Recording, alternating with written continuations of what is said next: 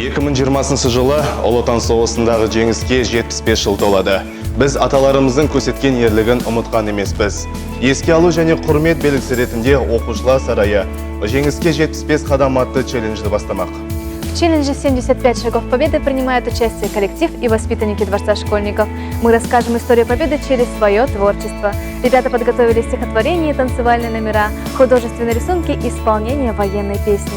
Слышишь, во дворе детвора чирикает, все бы хорошо, да язык чужой.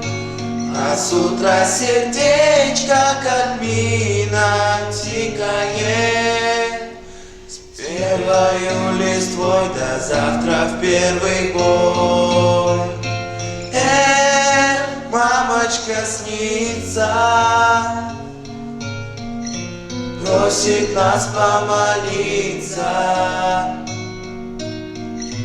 а в руках батина медаль, от слез промокшая шаль.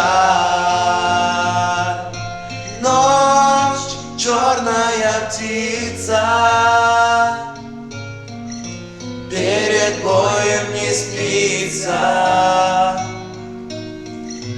Остается молиться, прости, прощай.